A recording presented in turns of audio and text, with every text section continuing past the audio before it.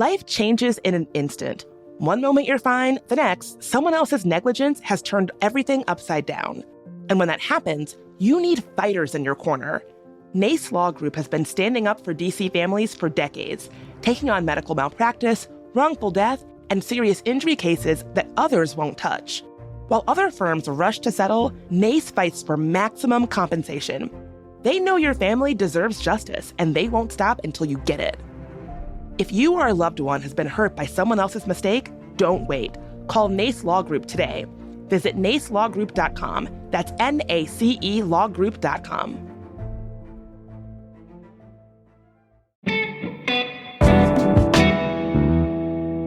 Today on CityCast DC. For the past week, we've seen videos taking off online of ICE agents arresting people, dragging them into cars, and driving off. The Washington Post's Tayu Armus has been tracking those incidents and answers every question you might have about what we know about ICE in DC, their involvement with MPD, and what's ahead.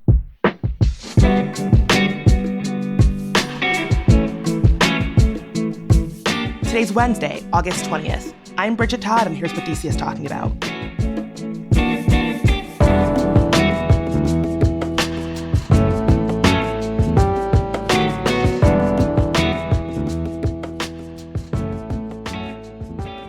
Tayu, thank you so much for being here. Thank you so much for having me. So, DC police have been ordered to assist in cracking down on migrants here in DC. First off, why? Well, if we want to understand what they have been ordered to do, I think we have to go back and really take a look at the very beginning of last week, which is when President Trump announced his effort to federalize the DC police force, in this campaign to crack down on violent crime in the district. And so as a result of that, or some might say in connection to that, this is according to reporting from some of my colleagues, the DC police force on Thursday morning, or the DC police chief rather, issued this order basically allowing for increased collaboration, allowing for DC police to more closely work with ICE and with federal immigration enforcement. Basically just as a way to, signal that they wanted to work with the administration. They were hoping to be partners, right, rather than an obstacle in that campaign. What, of course, ended up happening over the course of that day is that Attorney General Pam Bondi then said DC's order did not go far enough, and basically, allowed for even more increased collaboration and put out this separate order herself, which is sort of still going through the courts right now, to basically try and commandeer DC police to do the work that ICE does, rather than simply sort of helping ICE, so to speak. That's interesting to me because so much of the conversation about this has been about how Trump is cracking down on crime. But if I'm understanding you correctly, what it sounds like Pam Bondi wants to do is to take MPD, DC police who might be combating or solving crimes ostensibly and say, no, these people need to be focused more on immigration, cracking down on immigrants, not solving and combating the day-to-day crimes that one might find in DC. Do I have that right? Well, yes and no. So, I think what's tricky with this order is that, it doesn't specifically order police to do anything. And there are, of course, a lot of other questions here about who actually has control and, who can order DC police to do, one thing or another thing. But what her orders basically do is that they rescind, I think it's called the Sanctuary Values Amendment Act, which was a law that was passed in 2020, basically making DC a quote unquote sanctuary city, although I don't really like using that phrase because there isn't any universal definition of it. But it basically, now allows police to do a lot of things that as of 2020 in DC, they had not been able to do. Whether or not they are actually going to do those things, I think is a separate question. It's one that I think we still don't, frankly, have a lot of answers about. There's a lot of rumors. I mean, even this morning, I feel like my phone keeps blowing up every 5 or 10 minutes with people suspecting that they see something or thinking that they see something. So I think a lot of people are on alert about this sort of thing, but what it actually looks like on the ground, as far as immigration enforcement goes, is sort of an open question, I would say. So I know there were a few incidents over the weekend regarding migrants and police. Can you tell me about a few of those? Yeah, so one of my colleagues, actually, Dan Rosenzweig-Ziff, was on a run on Saturday morning, kind of along 14th Street, and he actually just kind of stumbled upon one on this run, on this one incident in which I think six federal officers, one of whom was wearing a badge that identified him as ICE. The other five, we actually don't know what agency they are working for. Concerning. Were pretty aggressively, based on video that Dan took and video that, some other bystanders took, detaining moped driver, a man from Venezuela, who was seemingly picking up some iced coffees to deliver them from Bluestone Lane on our street. And, again, this whole thing was taken on video. They slammed him to the ground. At one point in the process, it seems like he was resisting a little bit. And one of the officers themselves, he also fell to the ground. Video of this incident, has definitely sort of gone viral over the weekend. But this man, who DHS later identified as Cristian Enrique Garia Torres, was detained. And, and this is, I would say, maybe one of the more visible, if not the most visible, example of a whole bunch of different incidents that we have been seeing in which some combination of federal officers stop folks, at traffic stops, detain folks, arrest people. Again, I think what's tricky and what I think a lot of people maybe don't entirely understand about this is that the work of immigration enforcement is largely secret. It's a lot harder to obtain, or frankly impossible to obtain, records. It's not like there's a police record about these sorts of things. And so a lot of these incidents, we're hearing reports, we're hearing hearsay, we're hearing people respond to them. But in terms of what is actually happening, all we really know is what the White House is announcing every day, which is saying, over the last day, this is however many people were arrested. And this is the number of immigration-related arrests that were made, is often how they phrase it.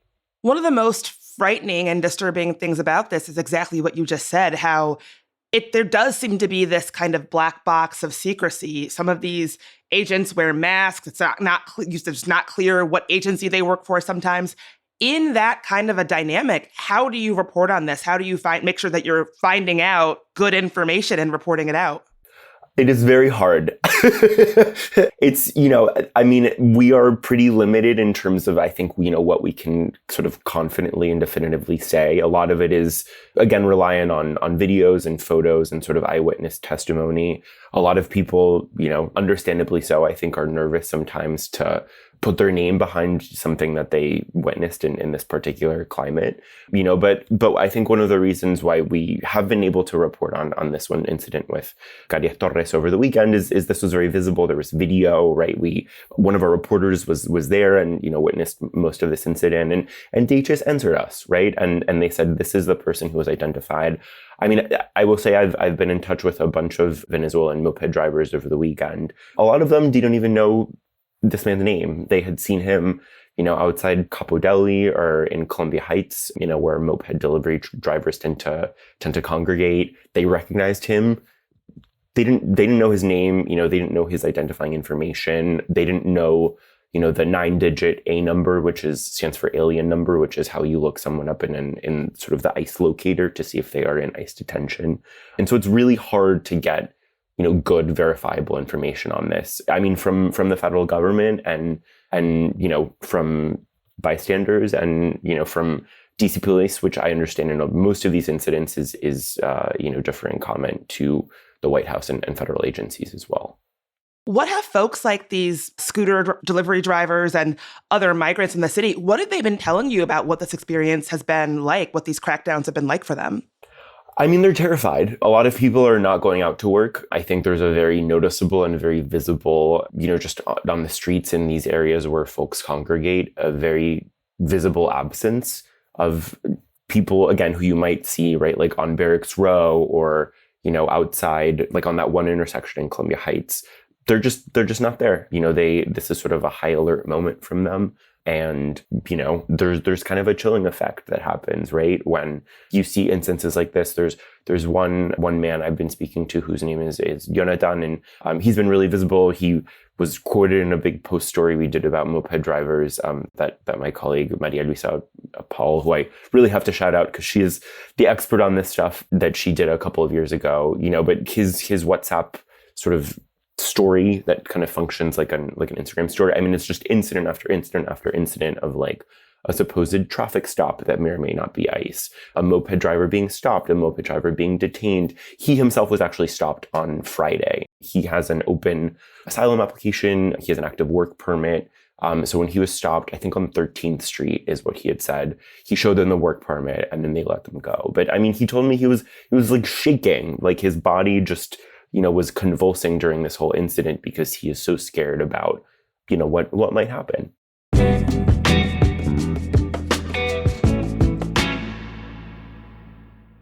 Remember that amazing little cafe you discovered last summer? With the perfect latte and the crazy view? Or that sweet hiking spot your friend told you about, but you can't quite remember the name? With Overlook Maps, special places never get lost again.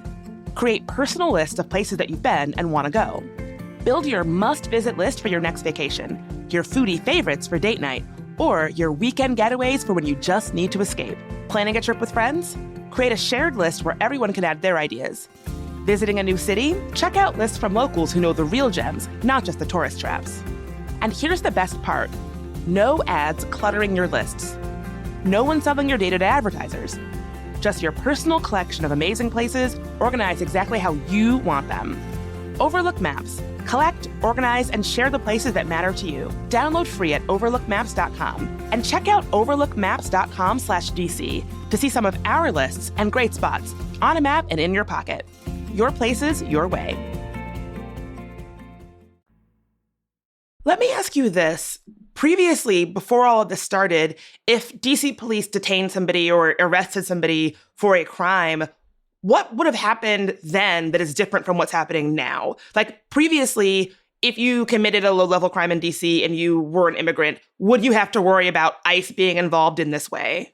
I would say for the most part, no. So DC has always been a little bit tricky because of how involved the federal government is just in like the general criminal justice system here. It can't quite set the same type of limitations or rules that a city that is in a state and not, the District of Columbia might be able to do. But the broad gist of the Sanctuary Values Amendment Act, is this idea that you shouldn't have to worry, right?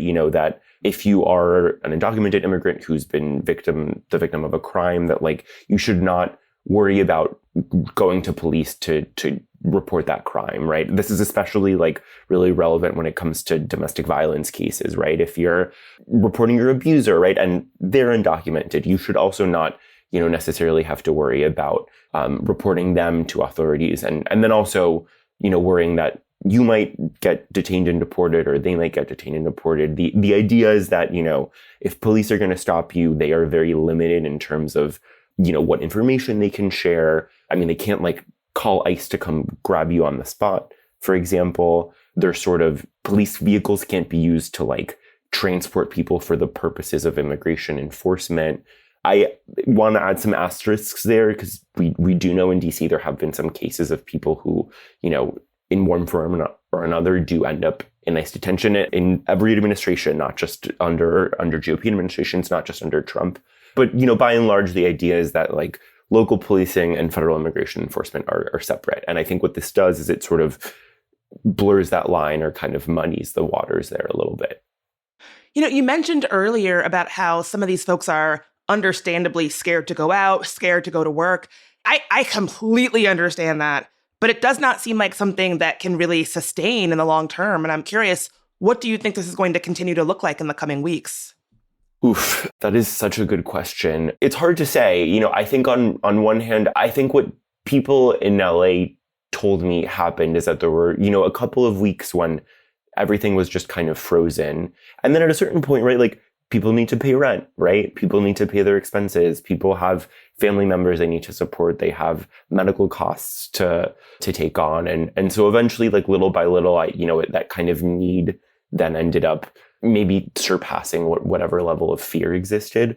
Obviously, we know that, this sort of effort from Trump can only last for 30 days, or I guess at this point, 20 something more days without a congressional approval. So, there is sort of an end to that specific period. The other thing I guess I will note also is that, barring any situation in which DC police is directly helping ICE with this stuff, ICE, of course, has broad latitude and broad leeway to enforce federal immigration law within the district, even absent a Trump operation. Like anything that they have done over the last week, they very well could have done 2 weeks ago, 3 weeks ago. And so it's hard to say, right? Because even after those 30 days end, you might still keep seeing this kind of targeted immigration presence. It kind of depends on these sort of like political priorities that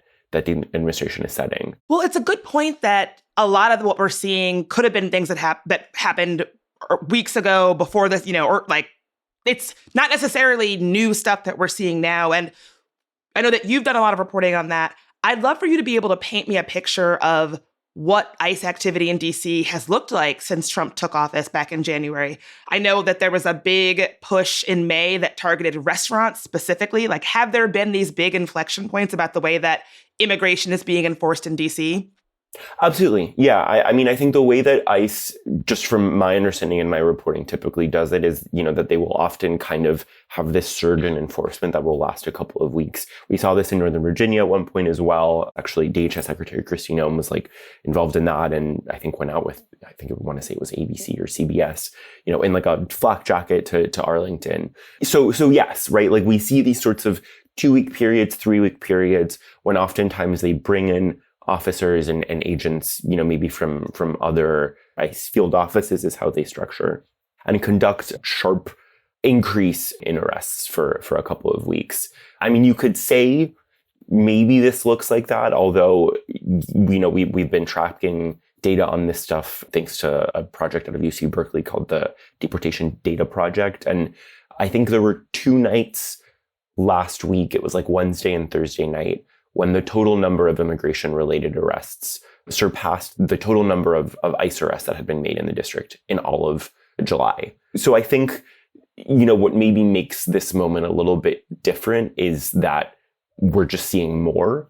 And I think people are maybe a little bit more on edge about these sorts of things. And I should note, particularly people who might not normally pay attention to these sorts of things, they themselves might not, be personally at risk, but are sort of seeing some of these things a little bit more, or keeping their eyes open to them a little bit more because of everything that's happening politically. But it does feel like one of those surge moments, I would say, but I think people are maybe more aware of it, and there are in fact, or do seem to in fact be more arrests happening right now. This might be a dumb question, but are most of these arrests and detentions public?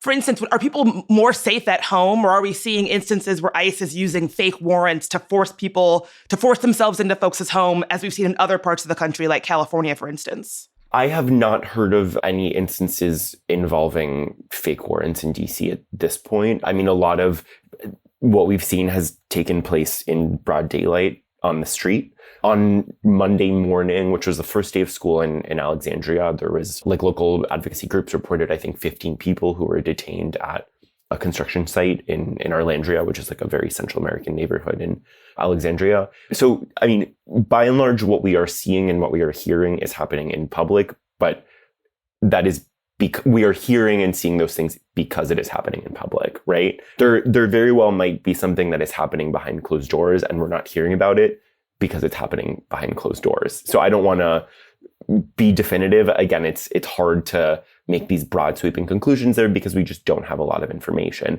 And I should note that, every time that we ask about these sorts of things, every time that, we email ICE during these big searches and say, hey, can you provide more information on this?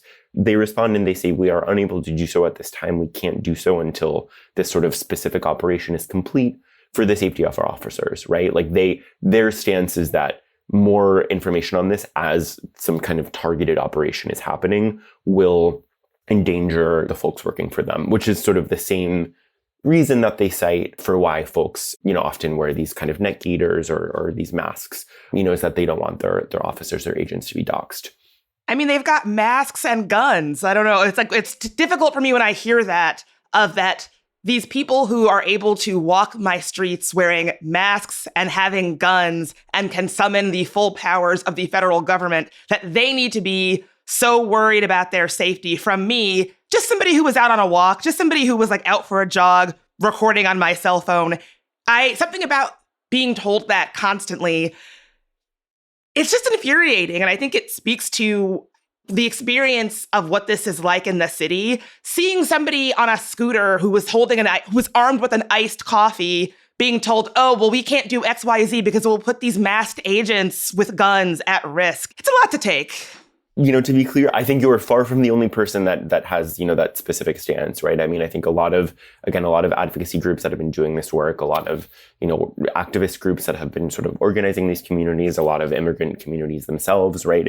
I think it's the same sense of fear. It's the same sense of outrage, right? It's the same sense of, why is this necessary? I mean, DC is sort of overwhelmingly, by and large, like a very, democratic city that I think is sort of opposed to this kind of federal immigration enforcement.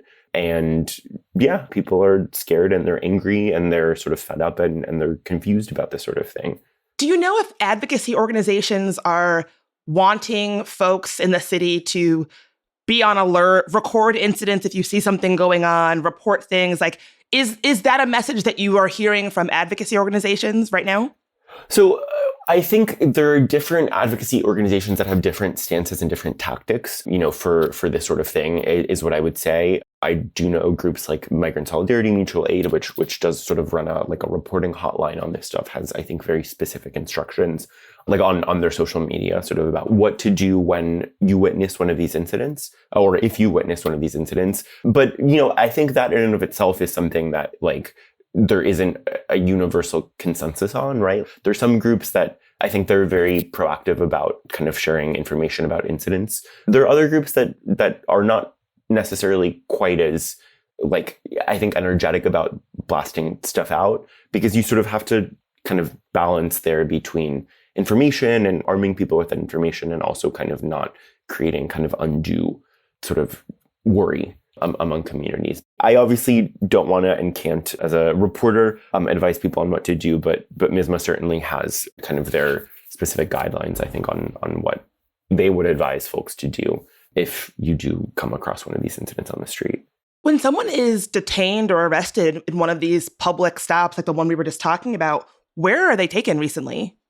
So what's very weird about this one case with Cristian Carias Torres is that he, at least the last time I checked, has not shown up in the ICE locator. Typically, ICE has sort of basically a database where you can search with someone's information and see if they pop up.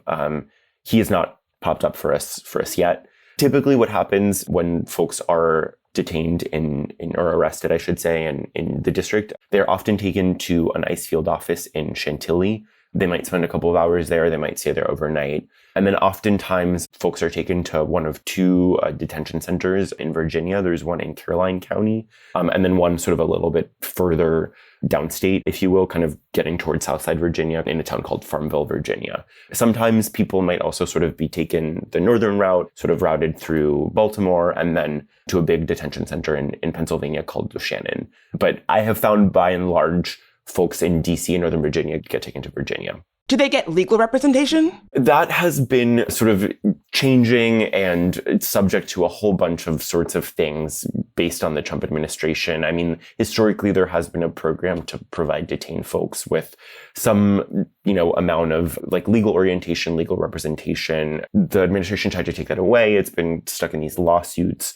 I believe there have been some pro bono immigration legal efforts to sort of try and provide them with, that help anyway, but it is like fairly limited. In a press conference earlier this week, Bowser said, if Trump's goal was to just deport migrants and bring in ICE, he didn't really need to co-opt MPD to do that. He should have just outright said that's what he wanted to do. Do you have any sense of whether or not they're still continuing to say this is about combating crime when it seems so clear that it's actually about cracking down on immigration?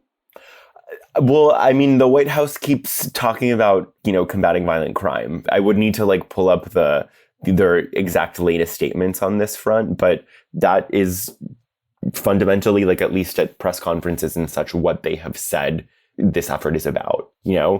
If you want to sort of look at the nuances, right, of who is committing violent crime, the rates that, immigrants and undocumented immigrants commit violent crime at, what you might even consider to qualify as violent crime. I think, you have to dig a little bit more deeply into that. I will note, in the one, again, specific instance that we are able to talk about something, which again is this case of Cristian Torres, the administration has sort of pointed to these, I think, repeated criminal traffic violations, I believe, that they said he had committed. We have pulled a bunch of court records in suburban Maryland. Nothing has sort of really come up there. I think we, have also repeatedly asked them for a little bit more evidence of those. The administration has also said he failed to show up to multiple court dates. There's still a lot of questions about what exactly those violations are, right? That's not to say that they don't exist, but in a case like his, we are sort of still looking for hard evidence of what exactly qualified as that wrongdoing. I should note, they also said he had an active sort of final order of deportation, but in terms of stuff that, falls within the kind of violent crime arena, that's sort of an open question we still have. I don't know if this is something you could speak to, but, with all of this chaos, I just want to look forward a little bit. Do you have any sense of how long we can expect this to last or what this might look like going forward? So again, Trump's effort to federalize the DC police force without permission from Congress is able to last for 30 days. So, I mean, at this point, we're talking about 20-something days. At that point, he would need sort of authorization from Congress, which, as far as I understand it, Democrats, even being in the minority, do have some ability to stop or get in front of. But again, if we're thinking about sort of the immigration side of things, they can kind of keep doing this as long as they want, right? It's a question of resources. It's a question of people, and boots on the ground that they can put out there, right? ICE obviously has a limited number of people working for them, even though they've tried to sort of recruit more folks. They only have so many resources. And so I think that is probably the limiting factor. It's that and, whatever political will there is, and frankly, whatever need for them organizationally there might be in other ICE field offices, but it's kind of, up to the administration. I mean, I'm really grateful for folks like you who are covering this with so much thought and intention and care, because it is hard to know what's going on. And yeah, thank you for trying to do the work of penetrating that black box of secrecy to let folks know what's really going on. I appreciate you being here. No, I really, really appreciate that. Thank you.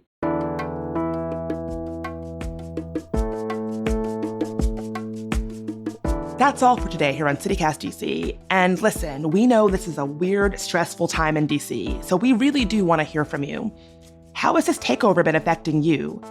And also share with us what you love about living in DC. Call into our CityCast DC hotline at 202-642-2654, where you can leave a voicemail love note or really just share anything that you want to say about this moment. That's 202-642-2654. And don't forget to become a CityCast DC neighbor. We need your support more than ever right now. Just go to membership.citycast.fm to join. We'll be back tomorrow morning with even more news from around the city. Talk to you then.